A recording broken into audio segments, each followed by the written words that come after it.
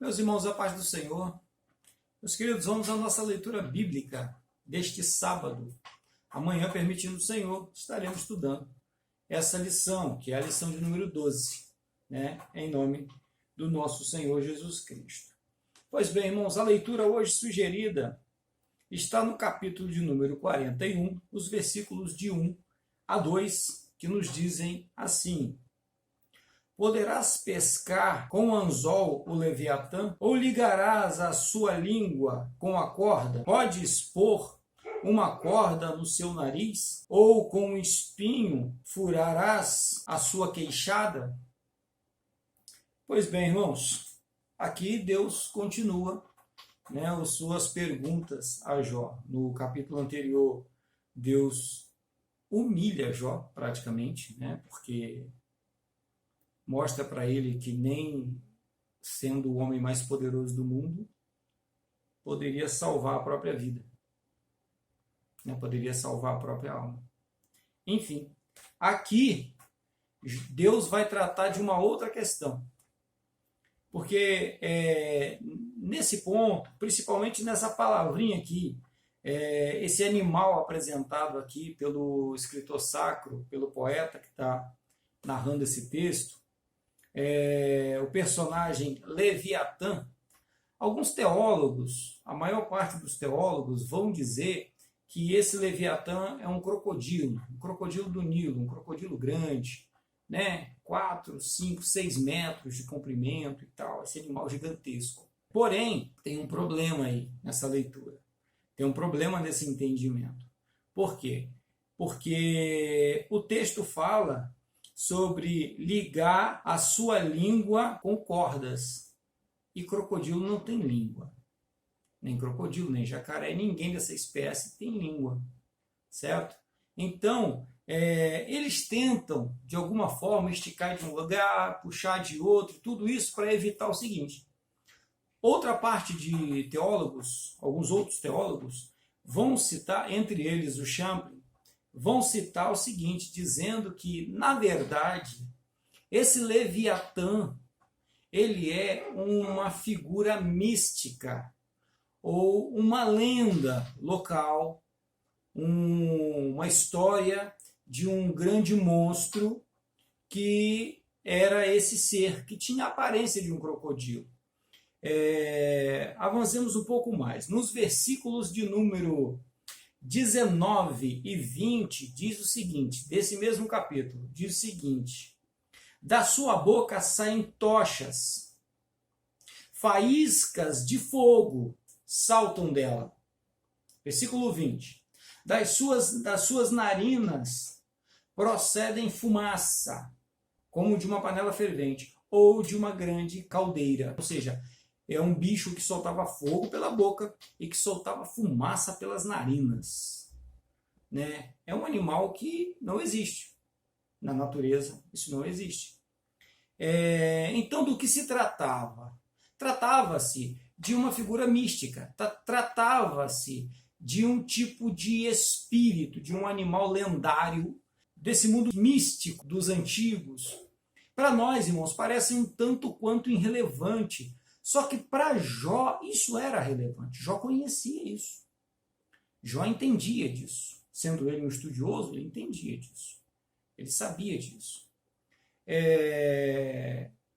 O nosso comentarista, ele amarra essa discussão toda com o seguinte tema. Ele coloca o seguinte tema na leitura. E aí começa a coisa a ficar interessante.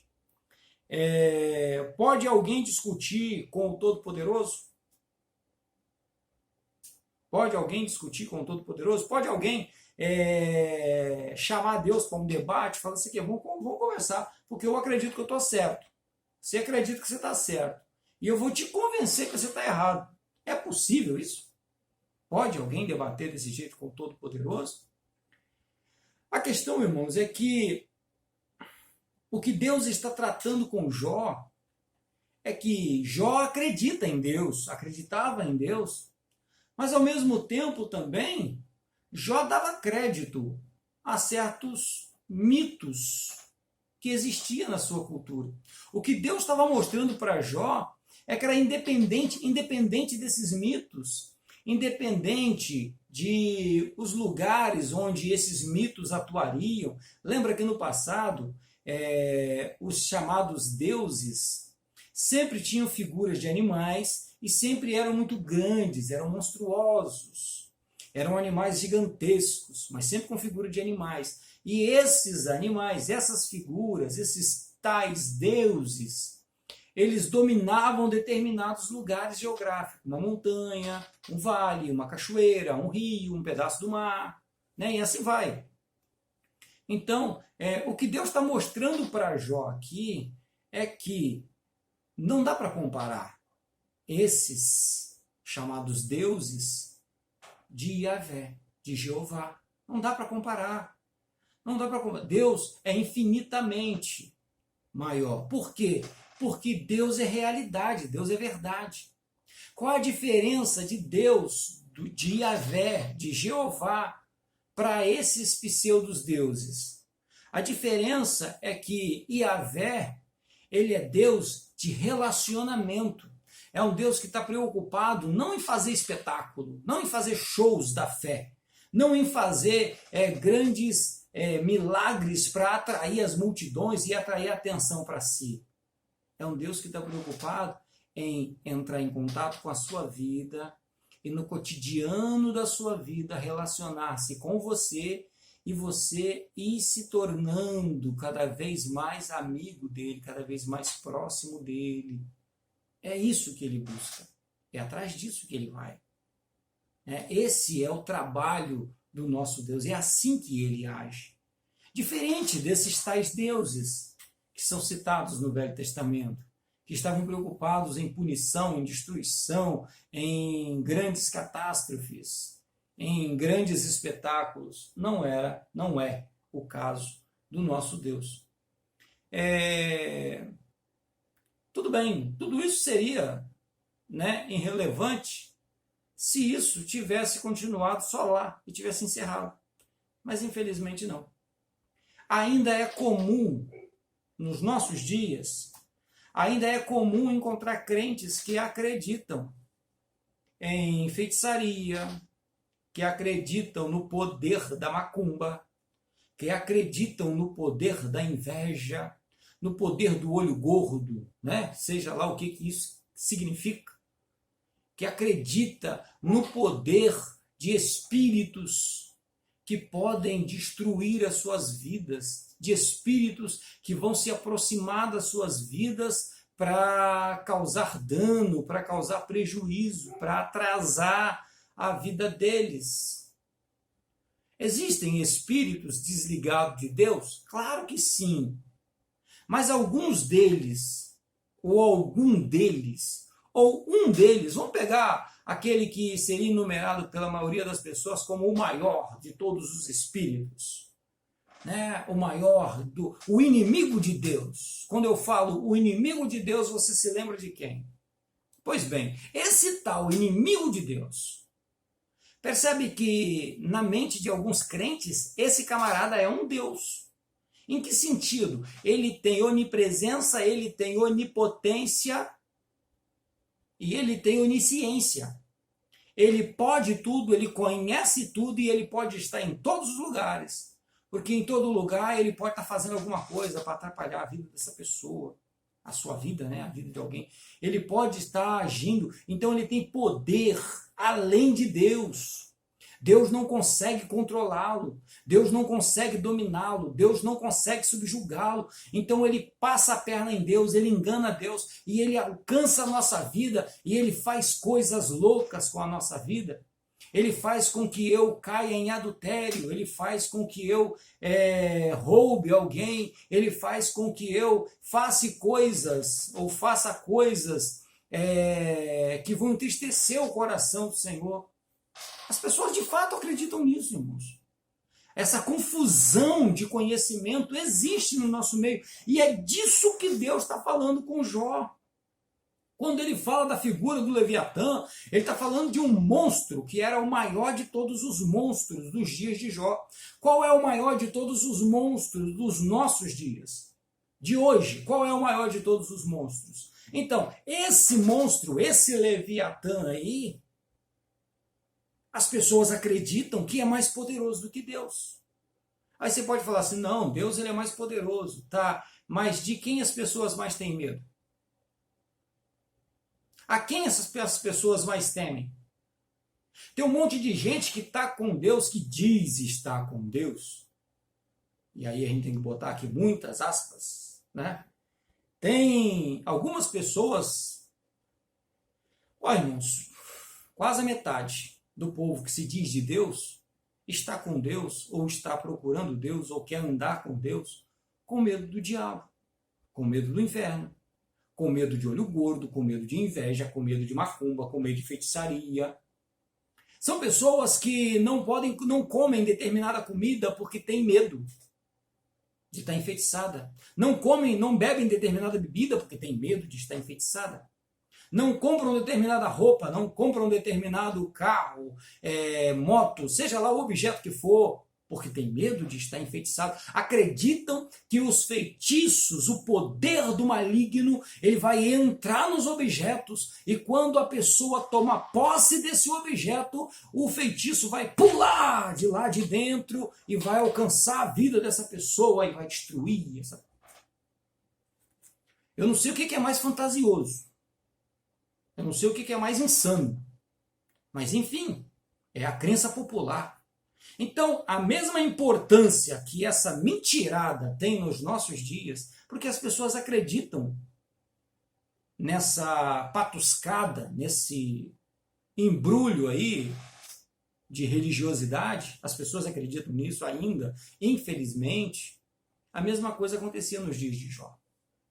E o que Deus está dizendo para Jó é a mesma coisa que fala e vive falando com a gente. É sério que você acha que dá para discutir com Deus nesse assunto? Aí você fala assim, não, mas eu nunca discuti com Deus nesse assunto, não.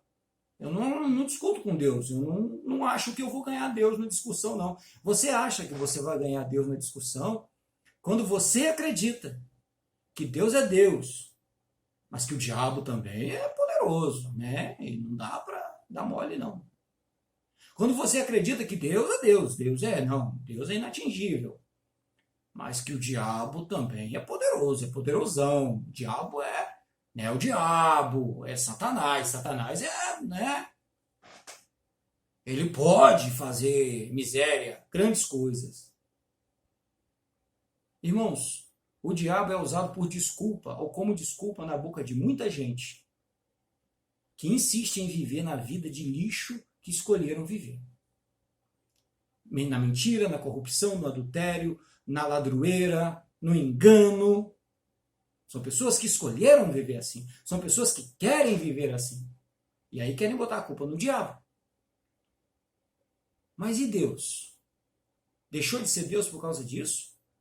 Tem pessoas que acham que o diabo está na mesma altura de patamar de Deus. Porque ele tem poder de fazer frente a Deus, encarar Deus, brigar com Deus pela sua alma. Irmão, tem gente que acredita ainda hoje que alguém pode vender a alma para o diabo. O diabo tem poder de comprar a alma de alguém. Olha o que Jesus teve que fazer para salvar as nossas almas. E tem pessoas que acreditam que o diabo tem poder de comprar a alma de alguém. É disso que Deus está falando, irmãos. São pessoas que acreditam em Deus, mas acreditam no Leviatã. Não sei se é o Leviatã crocodilo lá dos dias de Jó, ou se é o bicho vermelho de chifre e rabo pintado pela Igreja Católica dos nossos dias. O Hellboy, né? Esse monstro, esse homem do inferno, esse homem do mal. E as pessoas acreditam nessa besteirada toda. E a fé e a experiência com Deus fica bagunçada. Não dá para ter intimidade com Deus, porque a sua fé está sendo desperdiçada nessas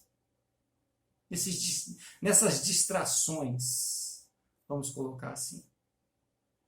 Deus quer se relacionar com você como Ele é. Deus quer de fato uma relação íntima e sincera com você. Viver junto com você, caminhar junto com você, acordar com você, conversar com você. E na sinceridade de um coração sincero, porque os verdadeiros adoradores o adorarão em espírito e em verdade, sem disfarce, sem fingimento, apenas na liberdade do nome de Jesus Cristo. Amém? Meus queridos, que Deus abençoe esse dia, seja um dia iluminado na vida de todos nós e possamos crescer na presença do Senhor. Amanhã, Escola Bíblica Dominical, às 9 horas. Nos vemos lá, fiquem em paz, Deus vos abençoe em nome de Jesus.